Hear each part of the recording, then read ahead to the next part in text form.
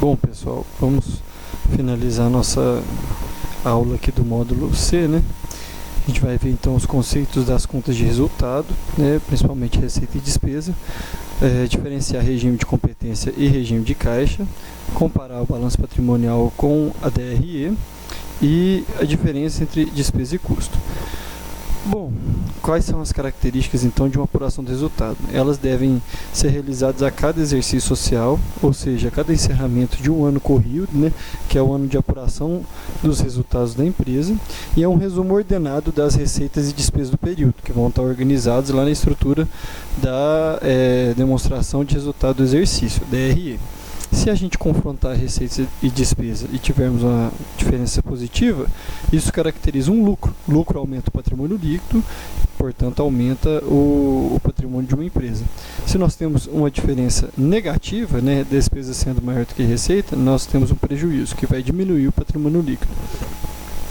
Bom, o que são as receitas? Receitas são a representatividade monetária, né, do valor de um bem ou serviço que é pago pelo cliente no momento que ele adquire esse bem ou serviço do vendedor, certo? Então, é a contraprestação pecuniária, monetária, né, de valores. Então, deriva da venda de produtos, mercadorias ou serviços. Se for à vista, esse valor recebido entra diretamente na conta caixa. Se for em dinheiro, se for em depósito bancário, entra na conta banco conta movimento.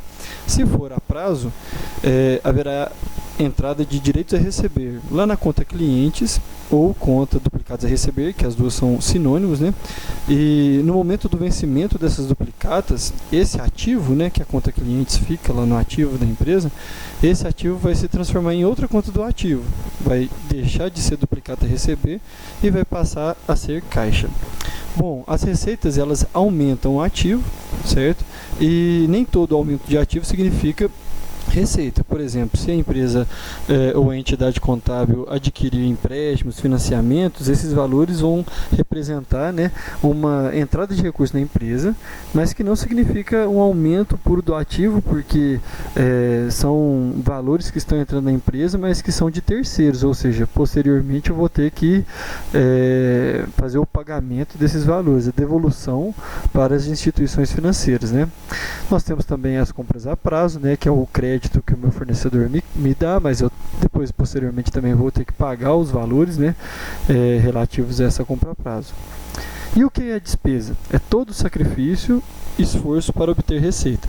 Ou seja, todos os valores dispendidos por uma empresa, né, por uma entidade, necessário para transformar a sua atividade em receita, nós chamamos de despesa, desde aquisição de matéria-prima, contratação de mão de obra, né, consumo de bens, bens do imobilizado, como móveis, veículos, imóveis, ferramentas, utensílios, equipamentos, e também serviços que nós precisamos para o funcionamento de uma entidade, por exemplo, serviço de limpeza, de segurança, vigilância eletrônica, serviço de manutenção, serviço de eletricidade, etc.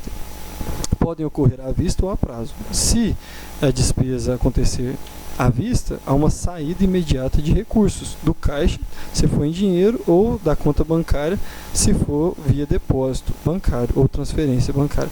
E a prazo é quando há um aumento das obrigações, ou seja, há aumento da conta, principalmente da conta fornecedores, né, que é quando eu utilizo o crédito de um fornecedor meu e vou pagando as prestações no futuro.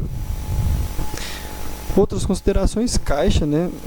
Quando há entrada de dinheiro a gente tem o termo encaixe, e quando há saída de dinheiro temos o termo desencaixe. As perdas são variações anormais, inesperadas ou involuntárias no ativo, por exemplo, incêndio, roubo, inundações. Então, são valores que a gente registra, né, como saída do nosso ativo, mas que não se transformam em receitas.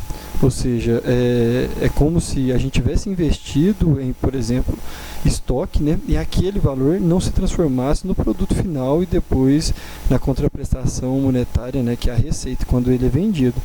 Então, por exemplo, se há uma inundação, né, no almoxarifado de uma empresa e aquilo lá torna inviável a transformação do estoque que estava ali em produto final, aqueles valores eles haviam sido adquiridos, né, como um investimento, né, uma aquisição, uma inversão de recursos em estoque para poder transformar em produto final e gerar mais dinheiro para a empresa. No entanto, aquilo vai ter que ser dado baixa no estoque da empresa e não se transformará em produto final, por isso que é chamado perda.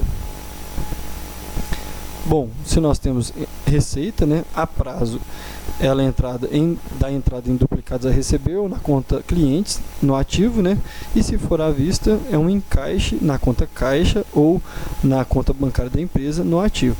Se for uma despesa, contas a pagar ou fornecedores no passivo, e se for à vista, é uma saída, né, um desencaixe, desembolso na conta caixa ou conta movimento. No DRE nós utilizamos essa nomenclatura, receita e despesa, certo? E o efeito da receita e da despesa provoca a representação no balanço patrimonial nas contas de ativo e passivo. Agora, quanto a regime de apuração de resultado, nós temos regime de competência e regime de caixa. No regime de competência, que é o universalmente aceito, que é o que a legislação permite ser utilizado na contabilização das empresas, nós temos receitas contabilizadas no período em que foi gerada, ou seja, à vista ou a prazo. Quando que uma receita ela deve ser reconhecida? No exato momento em que um negócio é fechado e assim a propriedade, né, a transferência de propriedade do bem ou do serviço vindo do vendedor, do antigo proprietário para o cliente, certo? Isso então caracteriza o surgimento de uma receita, quando há venda. Se o dinheiro for recebido no momento, à vista, o dinheiro entra no caixa, então a receita vai ser uma receita à vista. Se nós temos uma venda a prazo, a receita de qualquer maneira vai ser registrada no momento da negociação, ela não vai ser registrada só no momento em que o dinheiro entrar na empresa. Despesas, né, por outro lado, são contabilizadas no período em que foi consumida, independente do pagamento ter sido ou não realizado. Bom, isso aqui é muito interessante. Despesa, ela é reconhecida no momento em que ela é consumida. Então, se eu utilizo a mão de obra de um empregado durante um mês, a despesa do salário dele incorreu porque o fato gerador é a utilização da mão de obra por um determinado período. Mesmo que eu só vá pagar esse trabalhador no mês seguinte, no 5º dia útil do mês seguinte. Então, apesar de eu não ter executado o dispêndio, né, o desencaixe, o desembolso, a despesa já foi incorrida.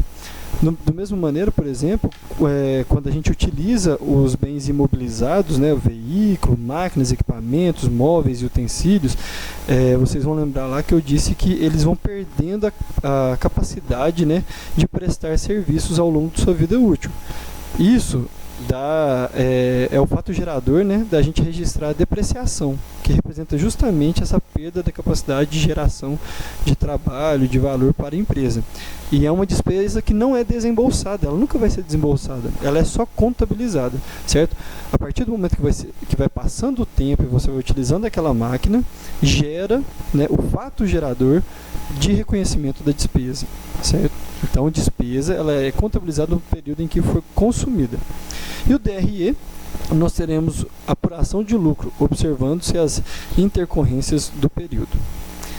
Bom, e o regime de caixa? Nós acabamos de ver que regime de competência, reconhecimento da receita é no momento da consecução da venda, certo? O período em que foi gerado, independentemente se é à vista ou a prazo, e que a despesa ela é contabilizada no momento em que foi consumida, certo? Sendo paga ou não. E o regime de caixa, ele tem uma aplicação restrita do ponto de vista legal apenas as entidades sem fins lucrativos, por exemplo, organizações não governamentais, podem utilizar na prestação de contas o regime de caixa como regime de contabilização, certo? Nele, as receitas são contabilizadas no momento do recebimento do dinheiro, ou seja, se eu faço uma venda de uma mercadoria, por exemplo, de R$1.000, 50% à vista, né, uma entrada de 50% e os outros 50% em duas prestações iguais de R$250, uma para ser paga no final do próximo mês e outra para ser paga no final daqui a 2 meses, né?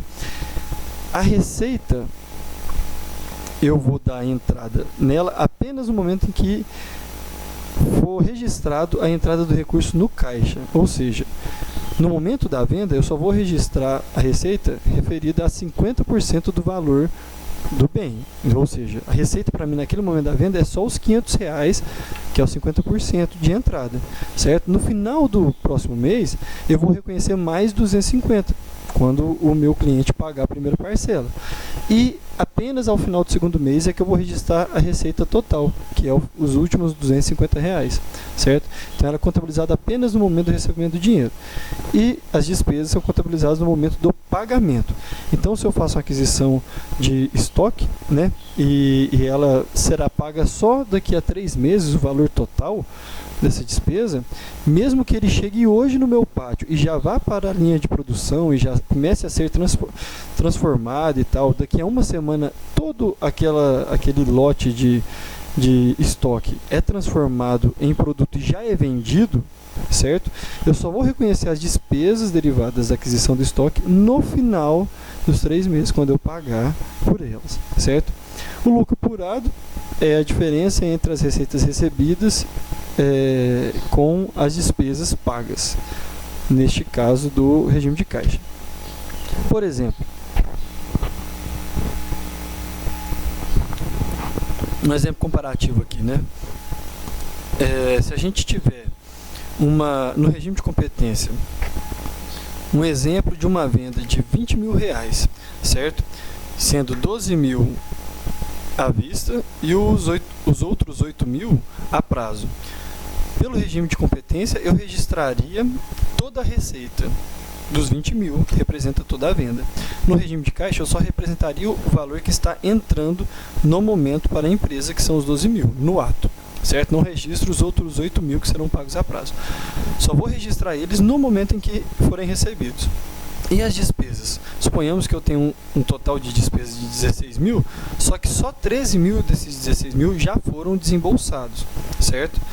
Então, no regime de competência, eu registro todos os 16.000 de despesa consumida, enquanto no regime de caixa eu só vou representar o valor que foi pago de 13.000. Pelo regime de competência, o resultado seria um lucro de 4.000, enquanto que no regime de caixa seria um prejuízo de R$1.000. Comparando então agora, né? Valores contábeis nós temos ou no balanço patrimonial ou no DRE. No balanço patrimonial nós temos o ativo, por exemplo, itens que trazem benefícios para a empresa, quando gastos transformam-se em despesas, por exemplo, material de escritório e seguros a vencer. Isso aqui a gente vai trabalhar em sala de aula. Quando se compra material de escritório, não estou falando aqui em empresa de papelaria, porque material de escritório para empresa de papelaria, aquele material de escritório que vai ser para venda, ele é chamado estoque. Agora, se nós temos, por exemplo, uma lanchonete ou uma repartição pública e precisa se comprar material de escritório para executar os serviços diários ali, aquele material vai ficar estocado, é um investimento.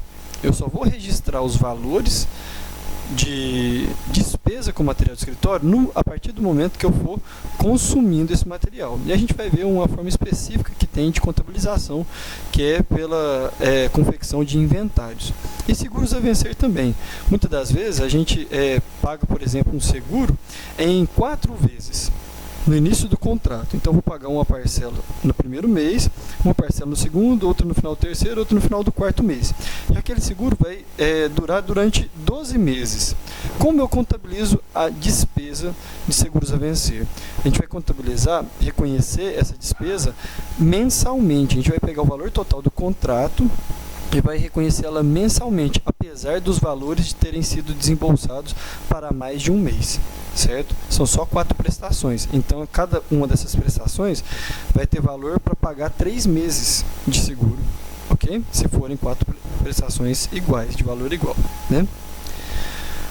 Bom, e quais são os ajustes que a gente faz para contas de resultado? Nós temos os devedores duvidosos, que são as perdas estimadas referentes ao período em questão. Então, a gente vai estimar uma perda, certo?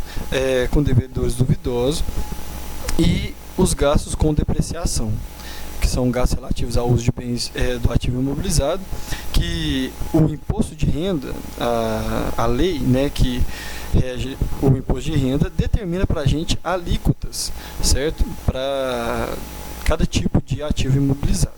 A gente tem aqui a tabelinha, né, que para regimes de 2 turnos apenas, de 1 turno apenas de trabalho, nós temos que o edifício terá uma taxa anual de depreciação de 4%, ou seja, seu valor contábil será zerado ao final de 25 anos.